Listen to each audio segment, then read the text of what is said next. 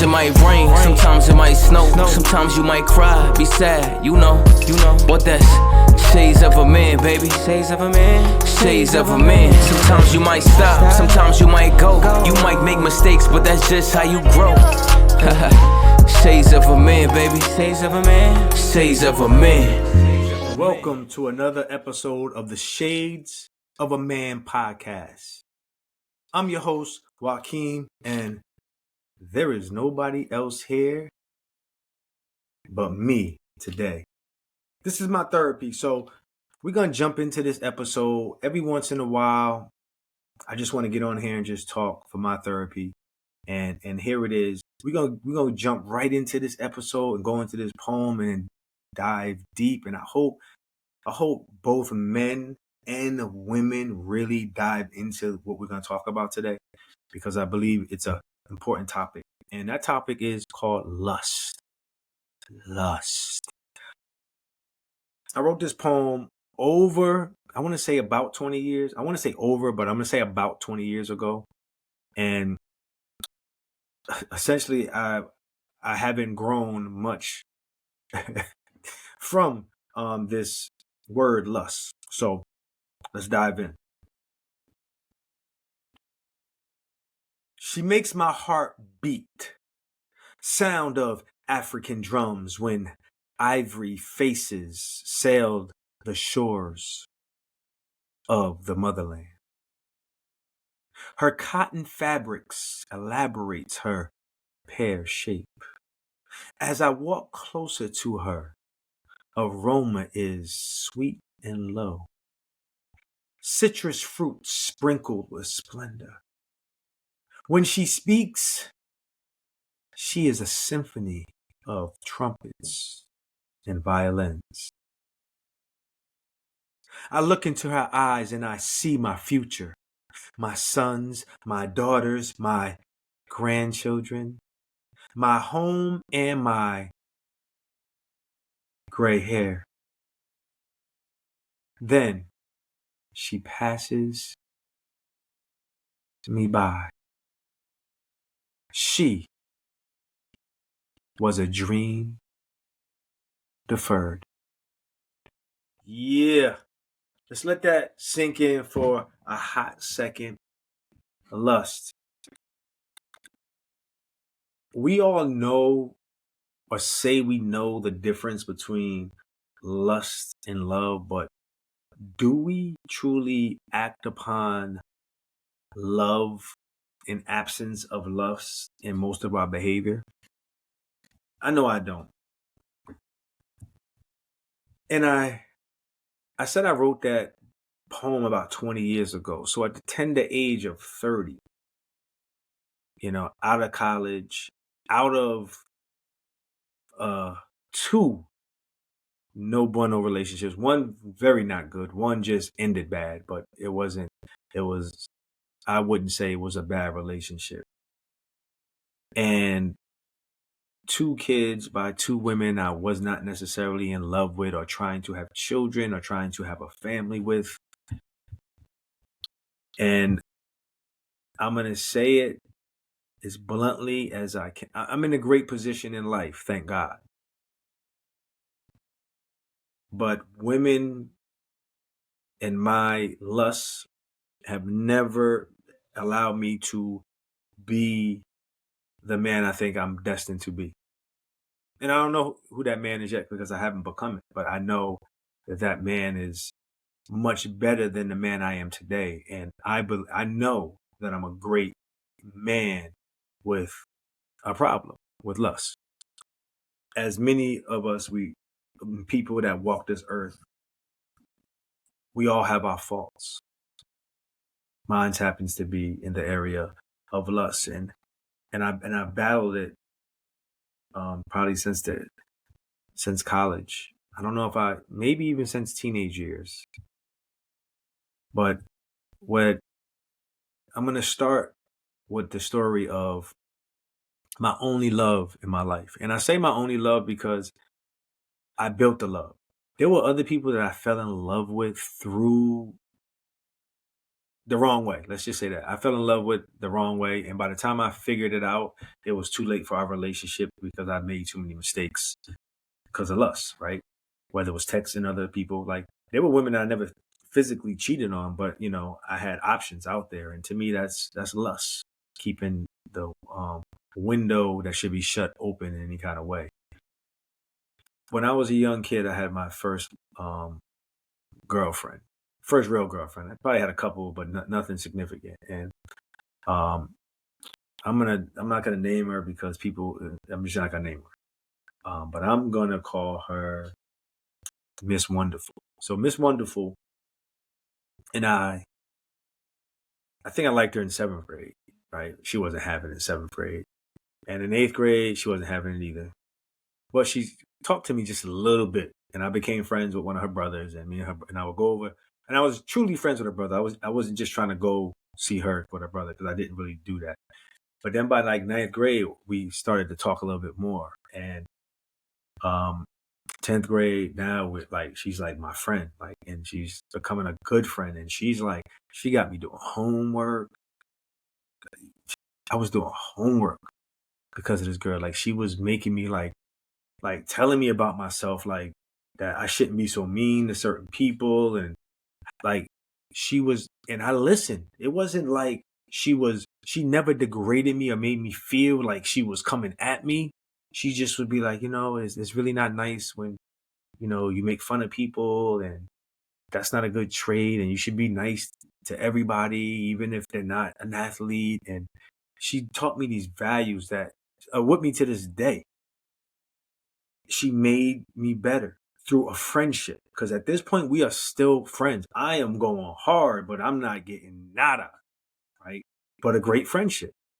And sophomore year, it was like that was who I was talking to every day on the phone. Like my sisters, because back then you had one phone. I'd be on the phone all night long, and my mother would pick up a lot of times to tell me to hang up.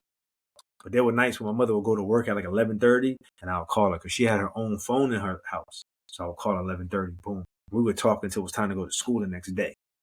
And so I was crossing the barrier, but we would talk about everything, everything. And I went away that summer to North Carolina, and this is back in the day, people. So young people, you don't know nothing about this. And we wrote letters because phone calls are too expensive. There was no unlimited phone plan. Like you had to call, and my grandfather gonna kick my butt. Had to call after 8 or 9, and we wrote letters, and I could tell that at that point she liked me because she started saying she missed me. She can't wait till I get home, and that she's gonna give me. Like, I was always the person because you're in high school, like you always want to hug all the girls because you like them all, right? And you want to hug them, and you instigate that, but the girls too much don't instigate that. It's like the guys trying to show that you like them, like. And she's like, I can't wait to hug you, and I was like, what? You want to hug me? I was like, oh shoot, and then boom, going to my junior year, bam, she's mine, all mine, right? And she was attractive lady, so people were after her, and still I'm getting better, right? But here's what I went wrong with this relationship. I ended this relationship because I kept pressing intimacy. I kept pressing like sex to her. Because that's what all I knew was that, okay, you get a girl, you have sex with her, right? However, we already had built a phenomenal relationship of friendship / best friend, of she's making Wakime do homework, And by the way, one of the major assignments I used to work with her with was Spanish. And I remember that because I do it. I'm learning Spanish now.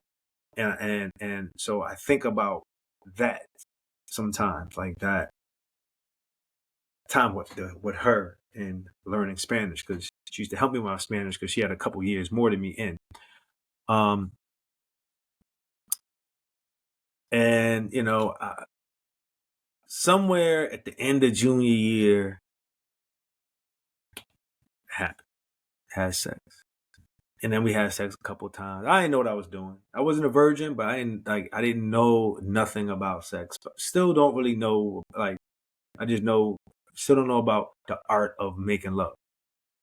52 years old. Let that sink in, people. I talk from the heart. So if you listen to this show, you're gonna hear the truth. Let me explain to you, this is the one time of my day that the mask comes off, and I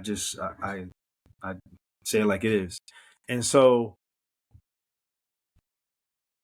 I, I was in love with this. I was in love with this woman. She was I would say, the purest love that I've ever encountered in my life. To this day, 16, 17, 18 years old. And I didn't know, like my dad wasn't home. I didn't really know how to talk to my grandfather. We didn't really have those birds and bees conversation of like what to do. And I didn't ask. It was like talking as a boy back then when you talk to your cousins and your friends. You didn't talk to, like, I don't know, like I just didn't ask. And I wish I did. Like, what do I do? So after we had sex, like the relationship, I didn't know what to do. And I essentially, it sounds awful, but I broke up with the love of my life at the time. The only pure love that when I look back at how we built this relationship, because we had sex, because I didn't know what came after sex. And that's as real as I can put it to you. And so broke up. I broke up with her through time. And I thought it was like that I was going to go get a whole bunch of girls and repeat that process, but I didn't, because I was really still in love with Faith. And, when you go to the school with somebody, you see them, and, so you're not going to get reckless, like, and I think my senior year, by the end of my senior year, I started dating someone from another school. So she would not, and it was all intentional. Like, I wasn't dating somebody from my school. I might have kind of liked a few girls, but they were like not somebody that I could date, because maybe, they just, like, we had sets and I wasn't in that set or whatever. But that was it. So, and I tell you that because after that relationship, after that year-long grind to get to know somebody, after working, like learning about someone, becoming someone's friend, becoming their protector, like really knowing like who they were, that she knew who I was. I've never experienced that again. Everything became intimate first. Everything became lust. Then, okay, I like you a little bit now. Let's try to grow into something. And the disaster of that is that you're having sex with people, and then you're trying to figure it out afterwards. And a lot of times you may have sex with somebody, and it don't work out, right? And you don't like them, but you like the sex, so you keep them around for a little while. Or you like them a little bit, but you're starting to learn about them. You're like, damn, I don't know if I can deal with this. I don't know if I can deal with this. And this is not me. This is what women are too. And like I got to the point, like when I wrote this, I was like, okay, I got it. Like, and I remember this is crazy. 20 years ago, I remember writing, I was like, yo, I need to, how do I stop this lust thing? I was searching. I just had I didn't see. Here's all the thing, and I'm gonna break you down on how and why I'm transforming in front of your eyes through this podcast. Part of it is because I hung around with the wrong type of individuals. And when I say wrong type, I don't mean they're bad individuals, but they were like me. If you want to change, you got to start hanging with people who are the change you want to be. Because that's going to help you change. I can't hang around with people that's doing the same thing I'm doing, trying to go out and meet girls every Thursday, Friday, Saturday. How am I going to ever change? I can say it in my mind, but then it's like, yo, let's go to Hooters. Oh, let's go here. Oh, let's go to the bar. Let's go to the bar with no name. Let's go to, and next thing you know, you out and about and you're meeting people and you're repeating the cycle. And that is detrimental to growth if you keep repeating the same cycles. And I've been doing it for over 20 years. So the poem, I'm going to move into like the transformation of how I'm like, so when I say transformation, like I'm transforming, I've really sat down Sunday and said, I'm going to do this. Now, it's been a little bit longer that I've been in this, I'm like I'm anti, like, it's been since I went to the Dominican in, when did I go to Dominican? In March. So let's say 8 months. I mean, it's probably too many. Let's say 6 months. This is what I've been thinking trying to do and trying to say it to certain people to try to make myself believe it. But what happens to people is loneliness. Loneliness is hard for a lot of me. I'm gonna speak for me. I ain't gonna speak for nobody else. Loneliness is hard for me. Learning to be on my own. It would be much easier if I didn't have a cell phone or this computer, this podcast. It'd be much easier for me to disconnect from the world. But with these elements, like, I'm able to stay connected in some, even when I don't want to. I'm like connected to something. And then having a business, I have to kind of manage that. And it just doesn't flow the way I want it to. And that takes me really bearing down and saying, yo, I need to do this for real. So the most difficult part of it is loneliness. And you start being lonely, you say, oh, you know what? This is not going to hurt, But, the older I get, not saying the older I get, the wiser I get. I'm gonna stop using age, because it's not the age, because it's just the wiser I get, I'm starting to recognize things more so myself than anybody else. And what I recognize is that when I'm really aware of, like, me and what I'm doing and how I'm feeling, I'm a real good person, and I do good by myself and others. And when I'm not paying attention, I could be trying to do good. I could be trying to do good, but I'm not doing good because I'm not paying attention. I'm not focusing my energy in the right space. So the poem Lust really is about self, because lust is self-inflicted. I used to say stuff like, oh, you make me. Oh, like, we try to put the onus on the next person. Like, if you didn't look so good, I wouldn't act like this. So on me.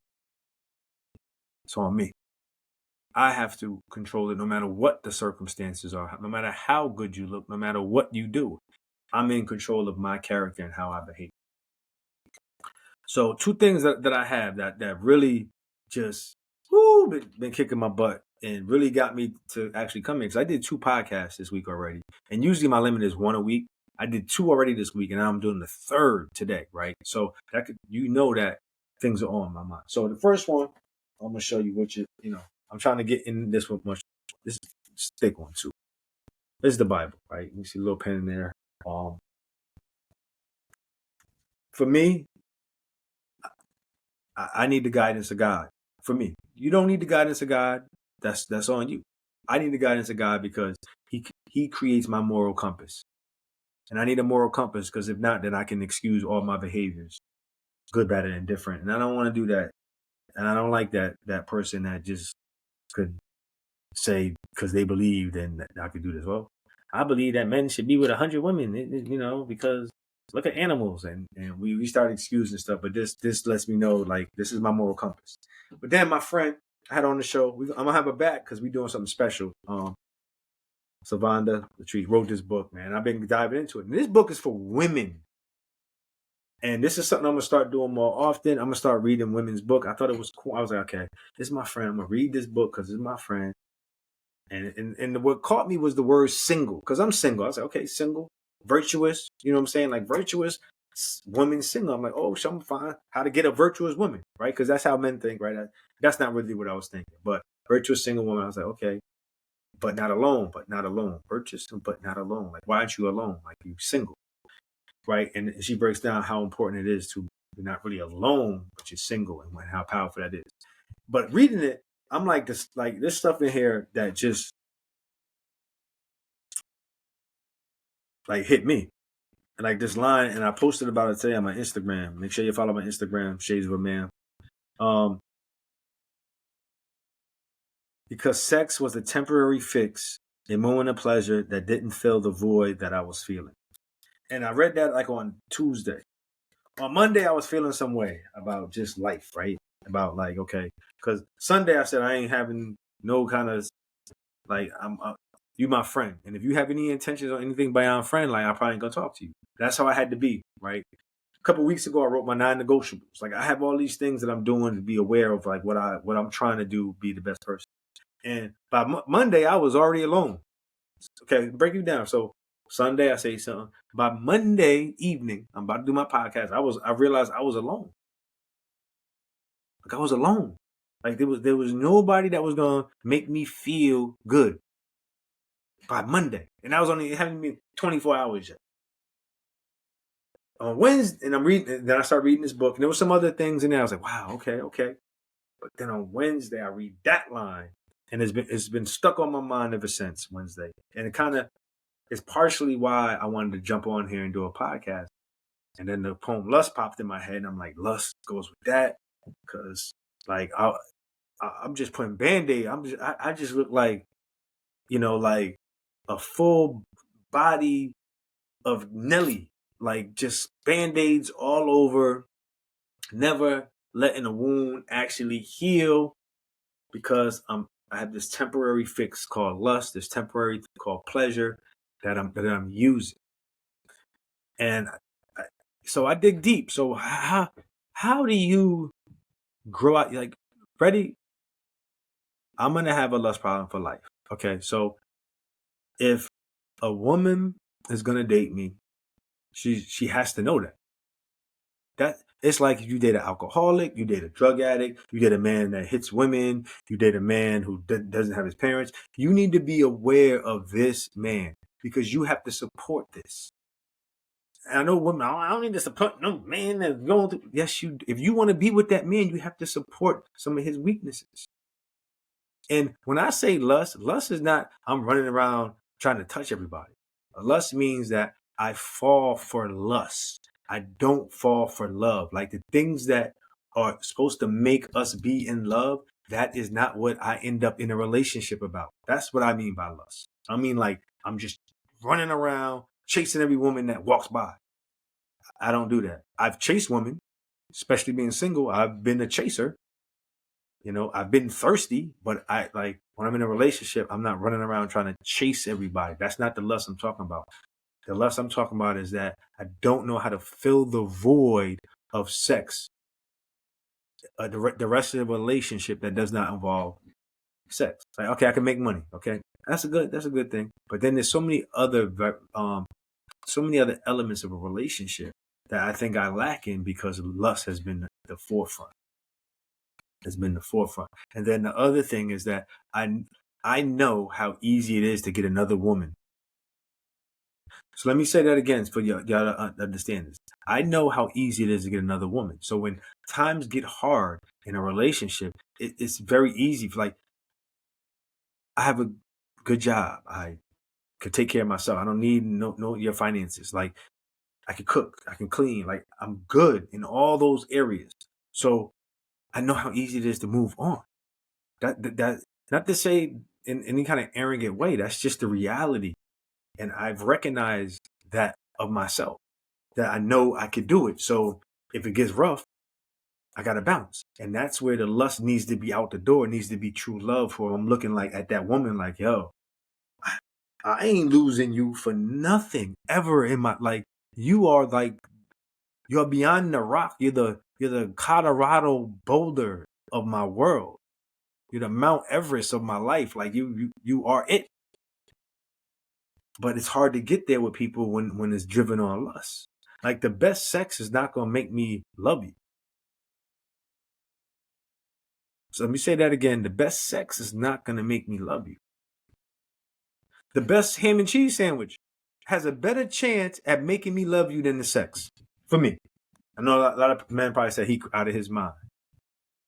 But I'm being for real.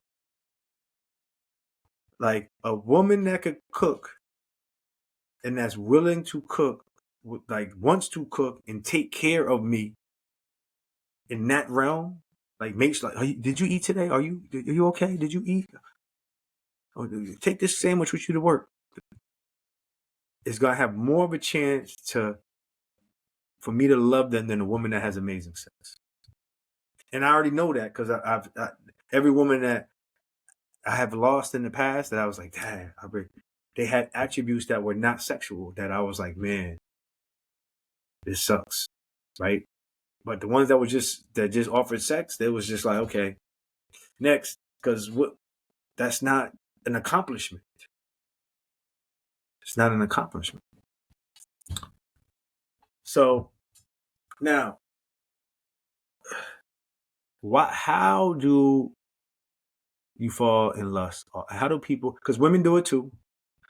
And I think when I talk to women, and I tell, especially when I have a lot of friends that are women, especially now with the groups that I'm working with and doing stuff with, we talk about these issues. And one of the things about that I think is different than women and men is that women think that attention is going to change them. Like, if I give you attention, if I call you, if we have sex, then that means I'm going to change. I like you a lot, and I'm going to change into what you wanted to be.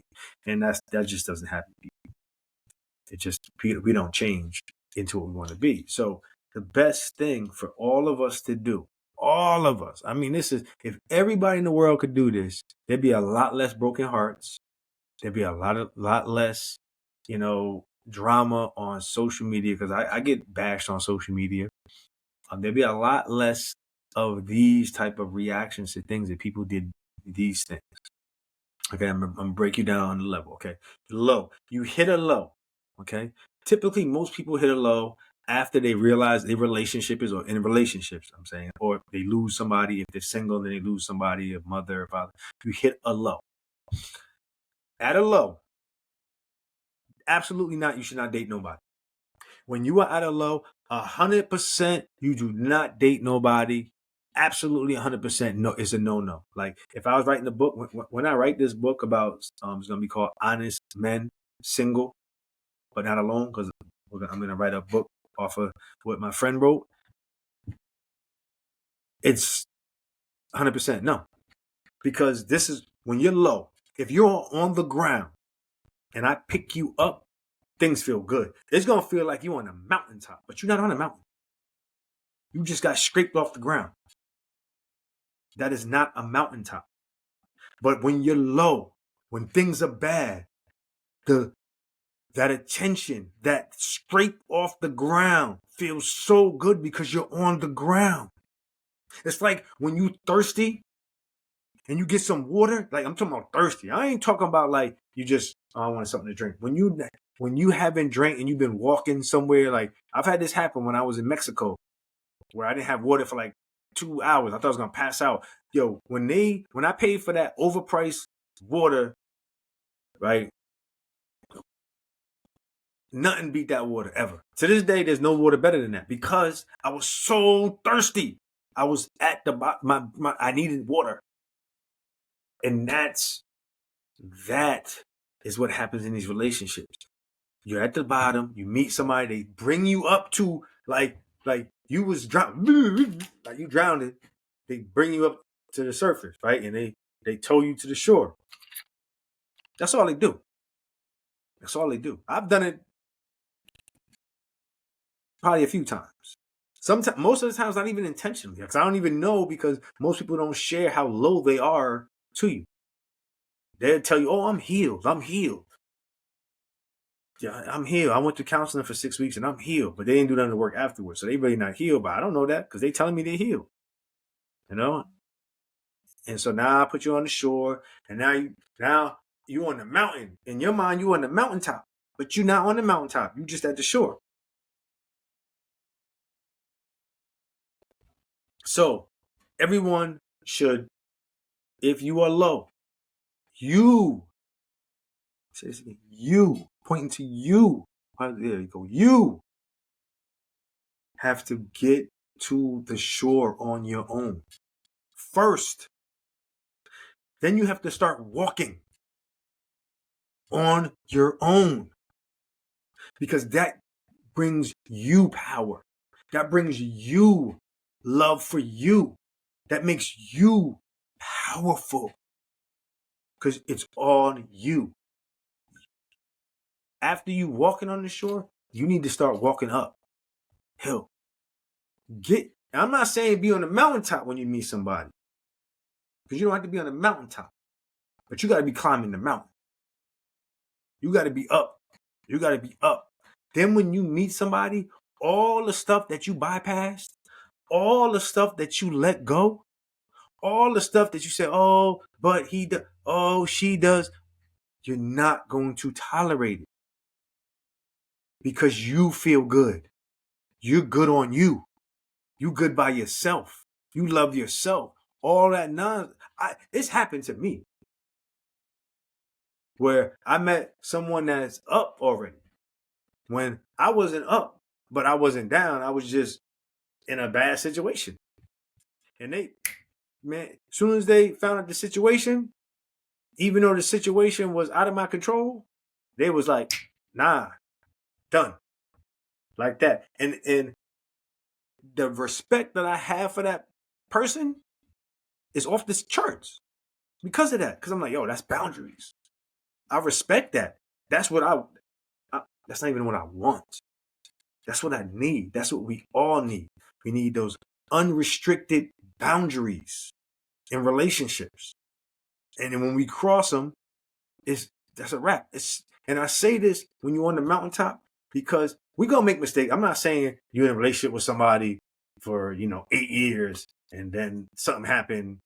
They come home later, they dance sexy at a dance that you at, with somebody else, and then you break up. Now, I'm not saying that. What I'm saying is that when you in the beginning stages, you need to be up because you won't tolerate the nonsense. Like if my last relationship, if I was up and if I was up, I'd have never been in that relationship. And I'm almost positive, and I can't speak for somebody else, that if the woman I was with was up, she wouldn't have been in a relationship with me. Okay? Where I was at the time. Now, if I'm up and she's up, it might have worked out that way if we was both up. But I wasn't up. I was on the ground. And she just stayed around long enough for me to start treading water. And I already had all the financial things, like I was good and all that, but I was on the ground emotionally, mentally, and it was all my own self-sabotaging ways as a human being. So, but I don't know where she was at. I think she was down too. And it would be great.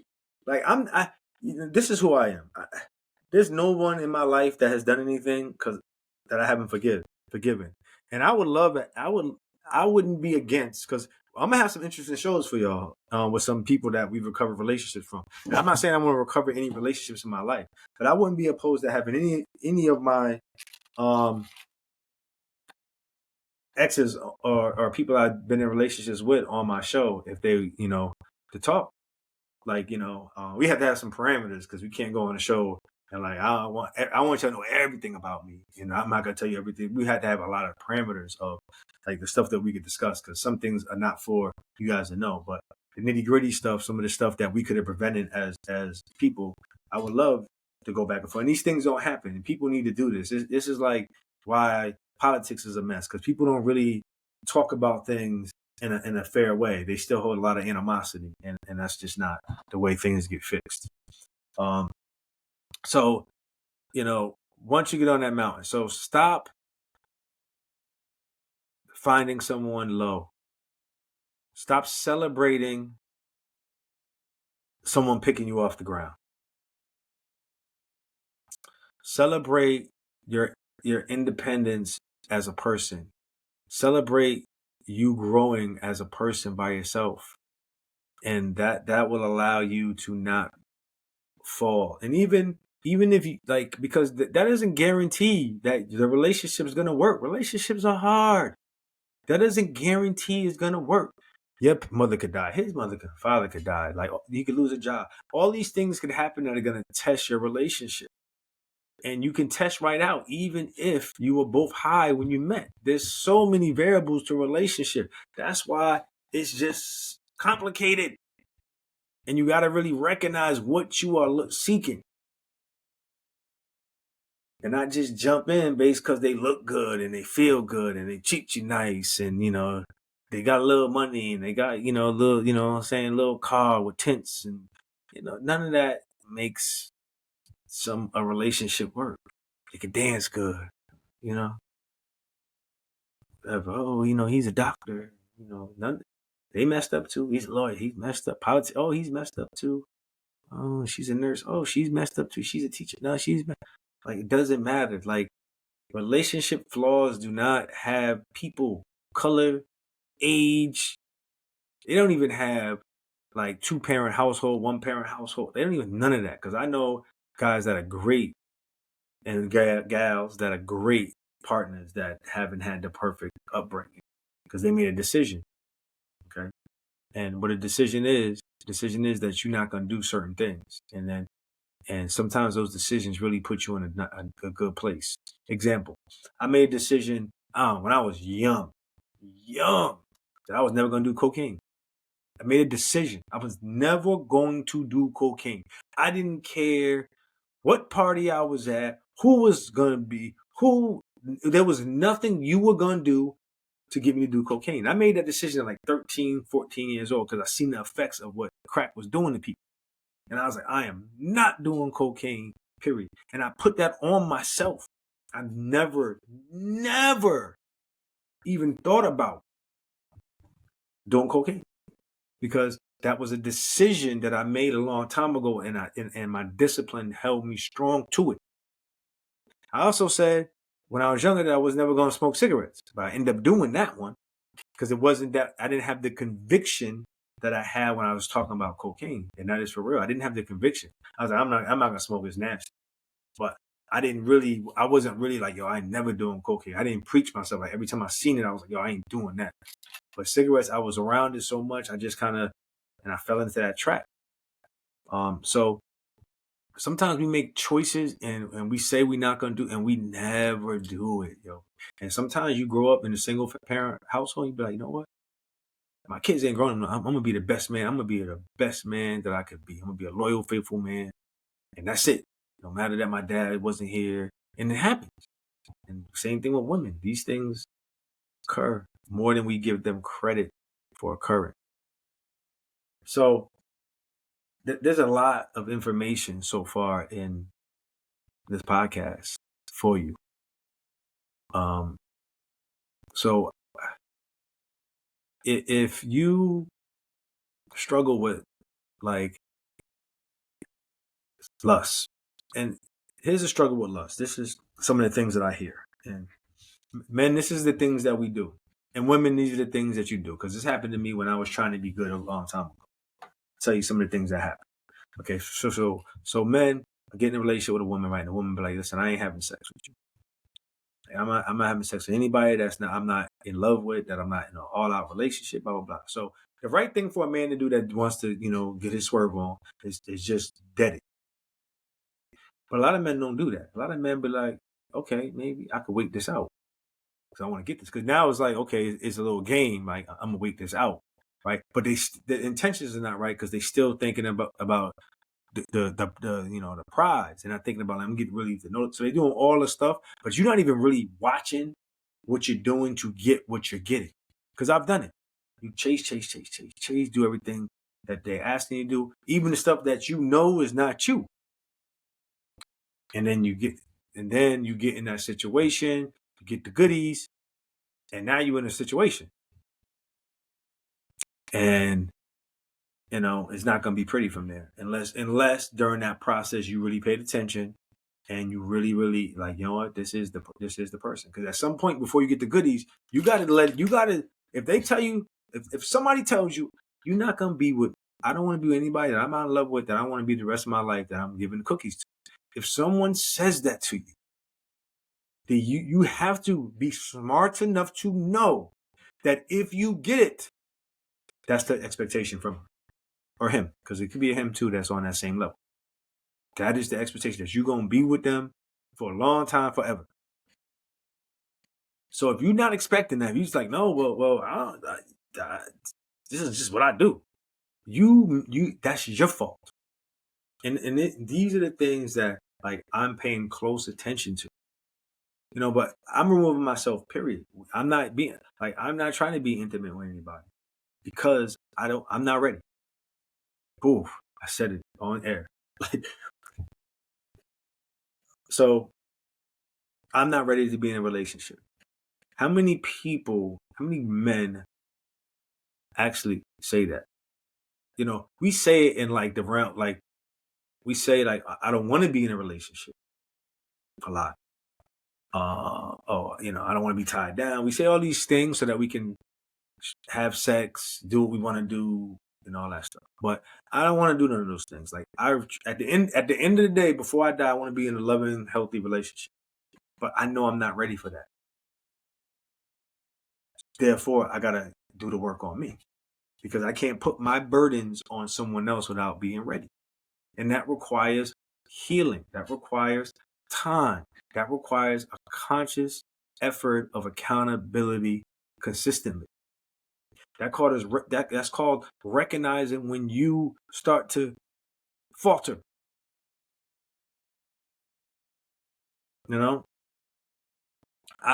I've been like real talk. I was like, okay, I know I don't want to have sex, but okay. So I'm chilling.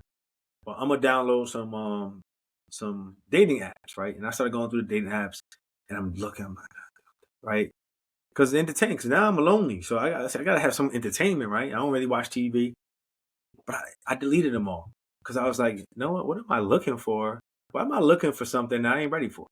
What if I find it and I ain't ready for it? That's like getting an opportunity to do something and your skill ain't there. Like if I played in the band, my goal was to play in the band, but I couldn't play all the guitar the way I needed to play in that band. And then I'm searching for the opportunity. I'm applying for stuff, and all of a sudden I get the opportunity, and I get bought, and I gotta play. Now I gotta play, and I can't play. Come on, man. We gotta do better than that. We gotta get ourselves together. I'm trying to get myself together before I date again. I'm not saying I ain't gonna have no friends. There's plenty of singles groups out there. And I can go bowling with. I have female friends I can call and say, hey, want to go bowling? Hey, meet me for dinner. Hey, do this. Or you could just say, no, I'm just going to make money. Okay. But the key is, for me personally, what I did is I took away all the lustful things. I took what's that? Because it's like Pornhub, X. This to be Twitter, X. X is like Pornhub. You get porn right on X. I had to take that off my phone. Like I started doing things like to help me through this process, and because that's not what I want anymore. And that means you have to do what you have never done before. So I'm doing what I've never done before to be a man that I've never been. And that's a man of 100% integrity for himself, 100% honest with himself. Honesty, I think I had a post, I wrote a reflection of the day or thought of the day that said something about honesty fix a lot of your problems. It does. And I'm not talking about me lying to somebody else. You lying to yourself. Like, you know how many times I sat in a room with somebody and they asked me a question and I'm thinking of like a whole bunch of lies to tell them something so I don't have to deal with and I'm not meaning like bad thing lies. I'm just talking about just lies. Like just trying to not really answer the question, trying not to be honest. Right? So we lie or we avoid. It's two things we do, right? For the most part. You guys may come up with a whole bunch of other ones, but lie and avoid. All right. Someone like one of the famous ones. I remember one time I asked somebody. I said, "Yo, why you tell homeboy that I was in love?" And the response was, Who told you that? Right? Not, oh, I did say it, right?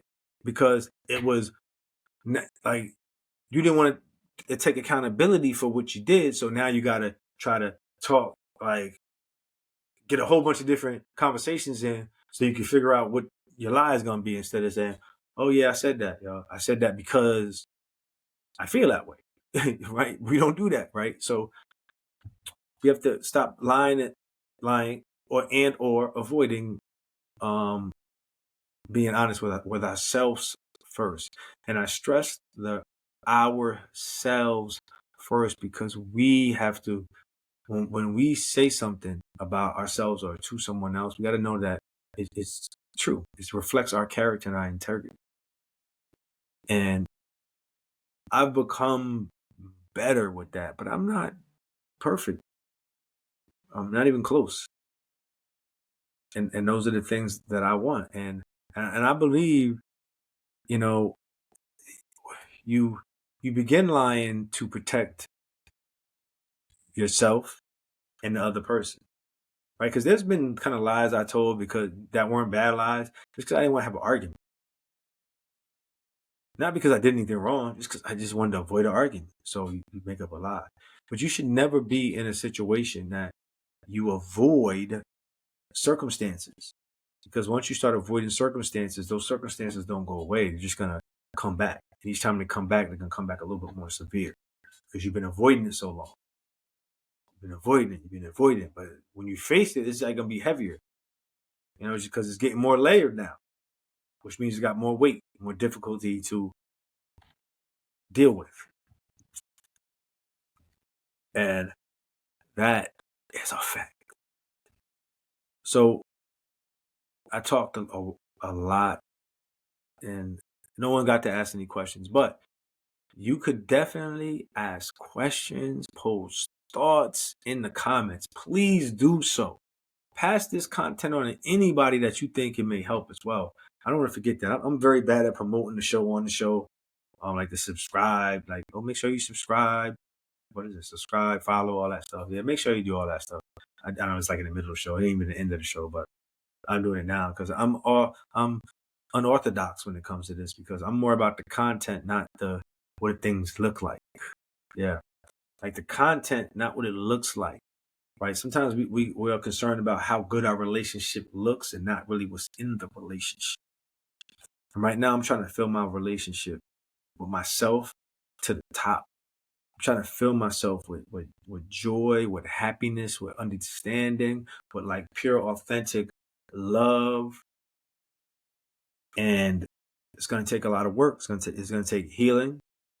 I got to listen to all the things I got to heal from, for real, because I never heal from.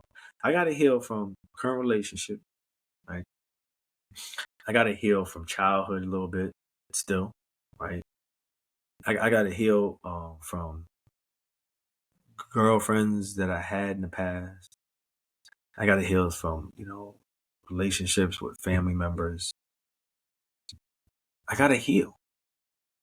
And you don't heal by just moving forward in relationships. You heal by looking at yourself and doing the work. I cannot say that enough.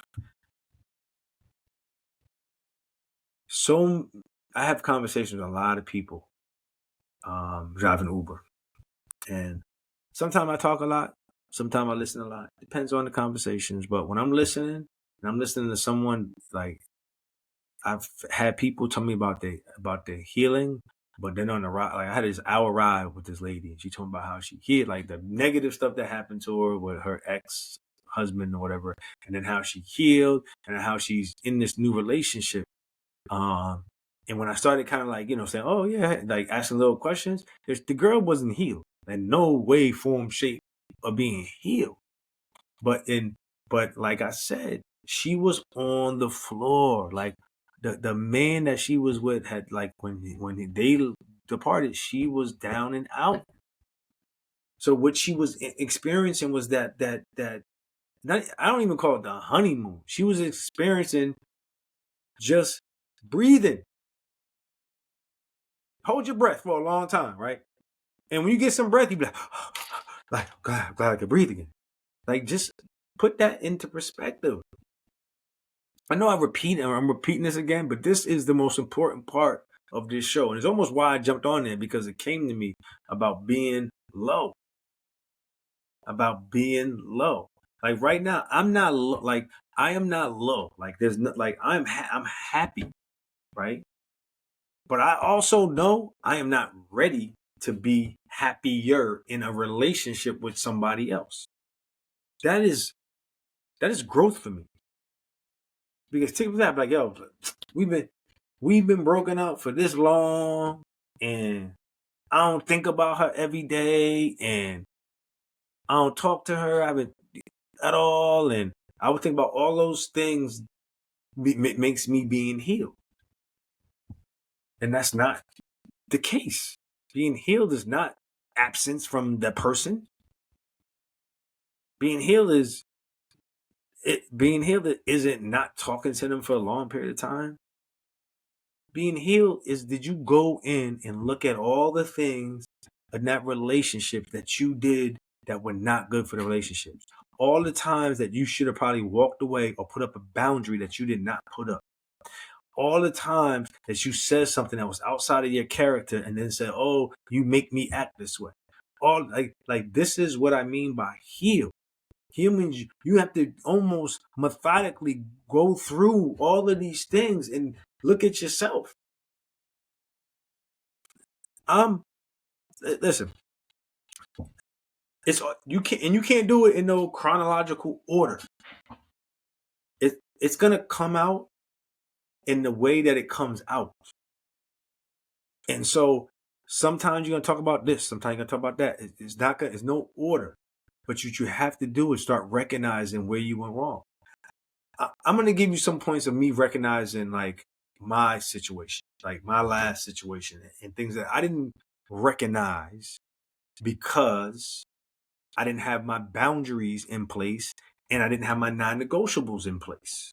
Okay. So one of my things that I'm big on is that if I'm gonna be in a relationship with somebody, like I don't care how much we know each other, right? If I'm gonna be in a relationship with you, one of the things that I really want is that we spend adequate time out. Whether it's if we're gonna go dinner, we're gonna go bowling, we wanna go play putt-putt, we wanna go for hikes, we do all these things. And we get to know each other, right? And that those circumstances don't end with any kind of like physical pleasure. A hug, maybe if we at that hugging stage, right? I can accept a hug of somebody that I went on a few dates with or that I know in a while, and now we're on a date. But we got to spend time out and about, getting to know each other, right? And also time without. Okay, so here's where I went wrong. So I want to say the first time I hung out with my ex, the last person I was with, they came over my house and we messed around. Now, and I'll take that further. I was the one that pushed. We could have did more, but I put that back. And surprisingly, I've done it a lot in relationships. People don't believe it, but I've done it a lot. Where I was, whoa, we doing all this here, right? And I put that boundary. So now that should have been for my non-negotiables, right? That's like and I don't think I wrote down a non-negotiable as a thing, but it should have been like, okay, that's it. This woman was really to do a lot more. Like that's not like she don't like me like that. She don't love me. Why would she be willing to give herself to me? And then all things going through my mind, and then I am done. Like my mind has erased. So I made that mistake, and I carried on because I carried on a lustful relationship for a long period of time, where it wasn't a relationship and no one really knew because it was like at times where we weren't out and about. It was months later where that happened, and that's my fault because I can prevent that. I can't look and try to blame her for that in no kind of way because I saw it and I could have prevented it. I could have prevented it before it happened.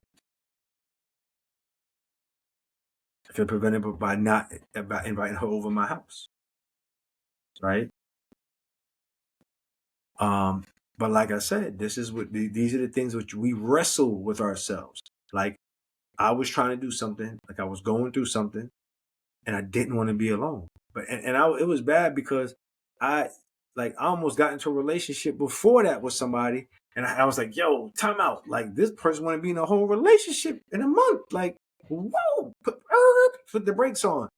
And then a week later, I got somebody else with me. So like, what kind of example am I setting? Right?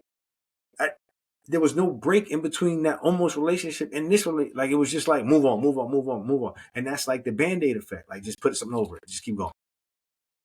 Right? And I start putting, if I wish it could be like a where you can see it, right? Where you can see my body as Band-Aids of like all the crap, right? And we just start pulling it off right now. That would be just dope.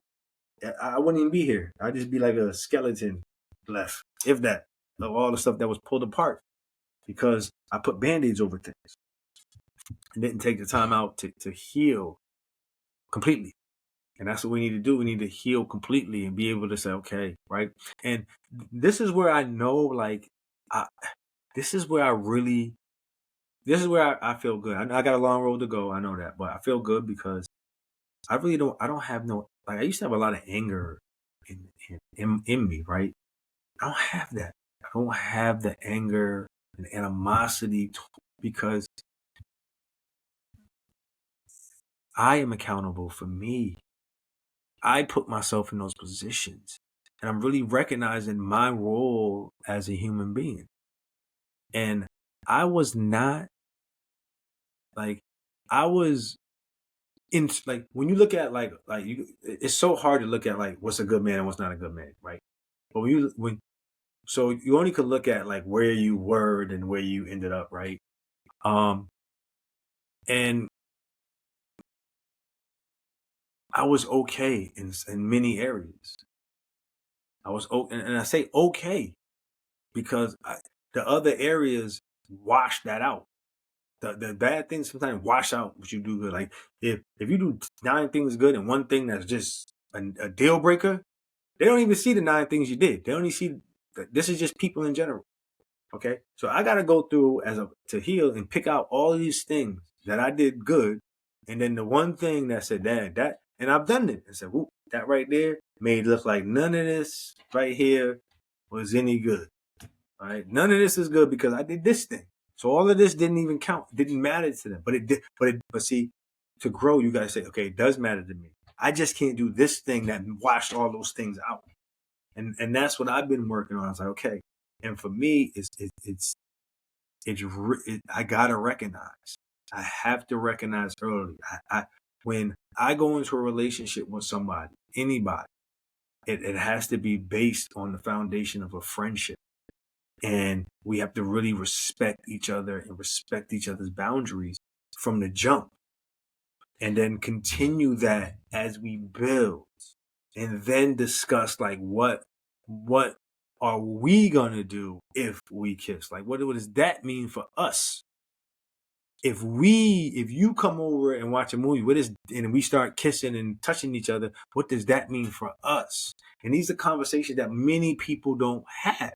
They just get it done. And then, you may say, oh man, I got these 2 other girls on the side. What am I going to do with them? Well, I'm going to keep them because we ain't discussed nothing. So I'm going to keep them. And she got 4 guys on the side, 3 guys in the DM with sugar daddy. And then it's like, I'm going to keep all these because we ain't discussed nothing. And then you have all these things circling in the background. And you're both saying, oh, I'm keeping it real with you. I'm keeping it real with you. But no one's saying, okay, what does this mean for us? Like, what's going on? Like, does this mean, like, we're not really having a discussion before. We being reactive and then trying to have a discussion on the back end of what we want or what we expect. And that's not how it really works. You both have to have, imagine this every time you go to a girl's house about that, you're about to, have sex, okay. After sex, what does this mean? Are we going to lay in bed and snuggle? Does this mean that, you want to know like any of the girls I'm texting, like, or vice versa? You want to know the boys I'm texting, or men I'm texting? Like we don't have those discussions. They'd be like, oh, you look good. Oh, you got me so excited. Oh, I want you. Like we get onto this whole like hot, heated like situation And then afterwards be like, oh, I like him. And it always feels good, especially in the beginning. Unless you really don't like the person, unless the person is like something that you just totally, it always feels good.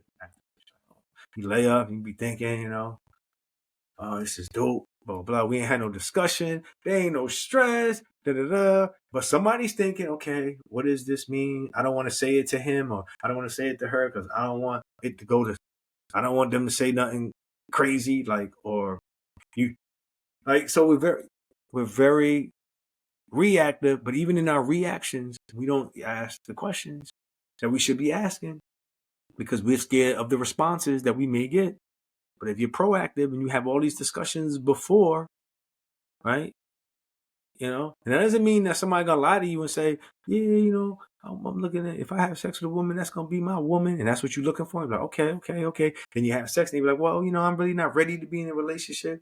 And then you're gonna be like, well, you just had sex with me, but that was their game. See, and this is why that friendship building up, like me, I wanna not want to lose my friend. Like I'm gonna be debating, like, okay, if we have sex, I might lose my friend rather than anything else. So that's where I want to be in my situation. Like man, like I like this person. Sex could ruin it.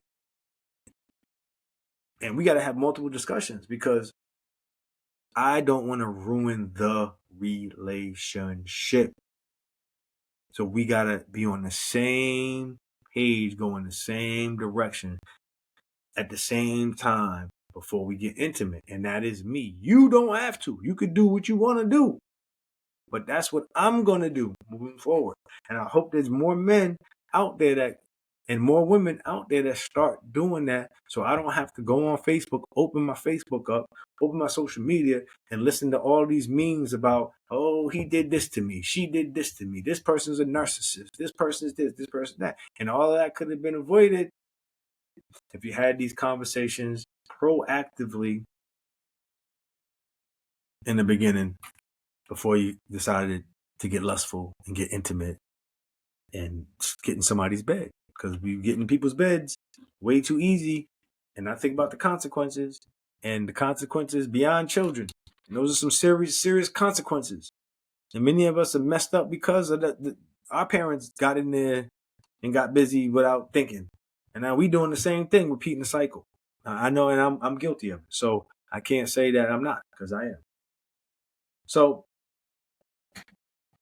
women and men, get this book right here. Okay, get the Bible too, but get this book. This beautiful lady, she's gonna be mad. Put this picture up. Can you see it?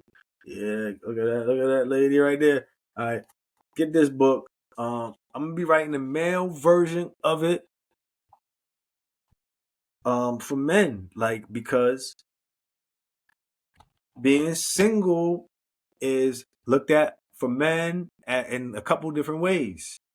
And I'm going to go through those ways, and then we're going to wrap up this show. Look, being single for a man, is there something wrong with you? Right? Just like a woman.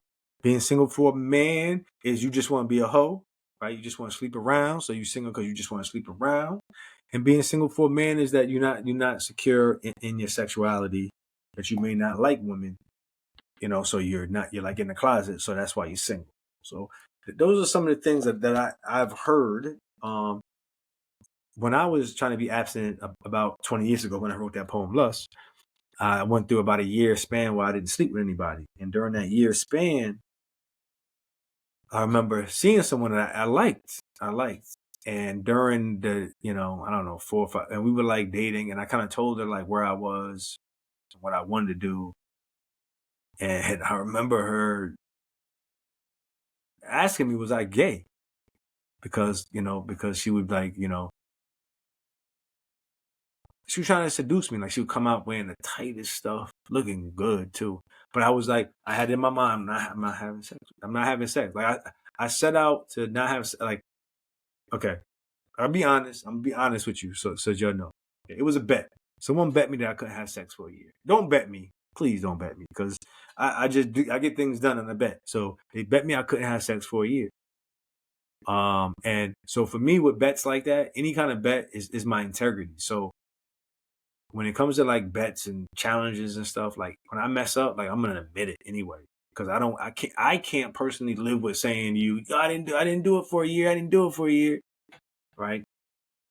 And somebody bet me that I couldn't have sex for a year. And I just, and I didn't. Um, and I didn't realize like I was such a good dude at the time, like, because just in many ways. I mean, it really changed my life in a lot of ways because it helped me start getting to the gym earlier, right? Around this time, it was around 2006 ish. 2000, it was 2005 ish. It was I was living with my boy, but I was at the time I it started the process that I had smoked like Black and Miles and cigars and stuff, and that started the process. Was like, yo, I need to quit doing this. It rolled a lot of other opportunities out there for me because I wasn't wasting my time chasing women. And when I say chasing women, I mean like this. Like, you go out on a Thursday night, right?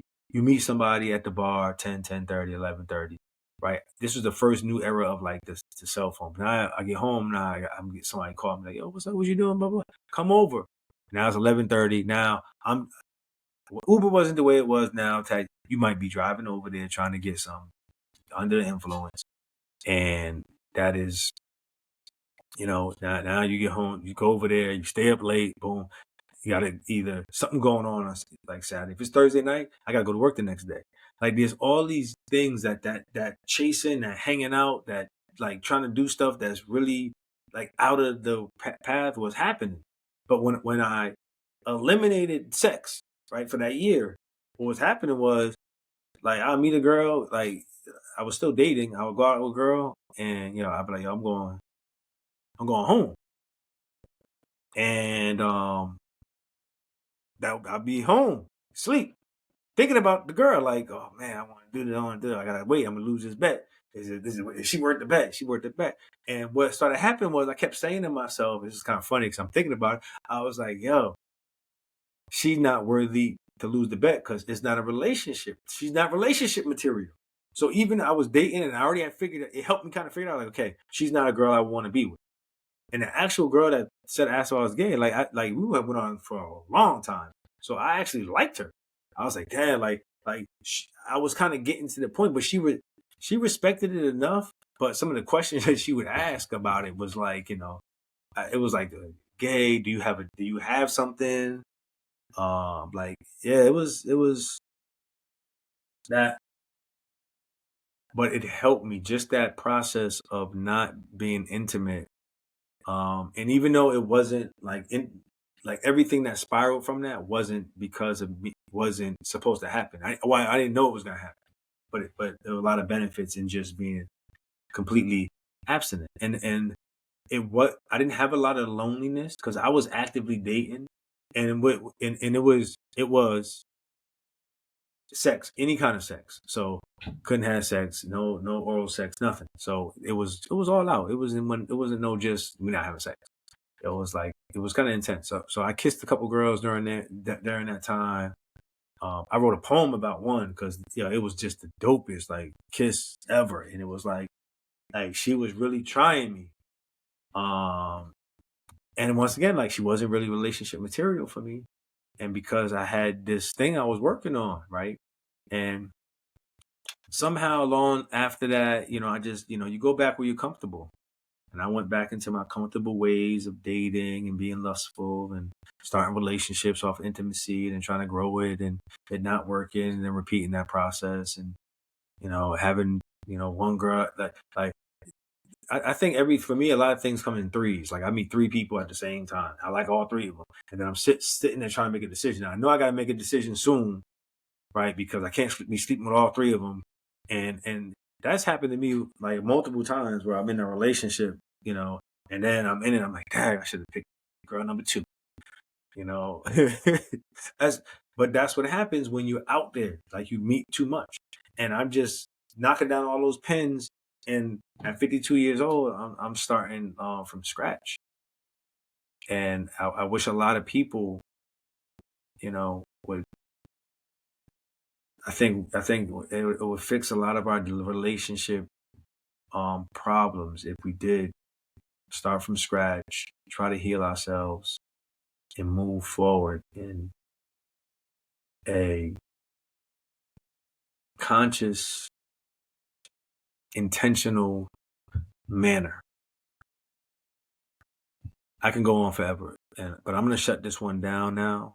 It's been my pleasure once again to host the Shades of a Man podcast, and more than anything, I hope you get value out of it. I hope it helps you discover something. And I keep saying this because I do kind of believe it. Like right now, please comment, reach out if you have any questions, you want topics, anything right now, because the show's on a small stage. But I think feelings, not that I'm a star or anything, because I'm not.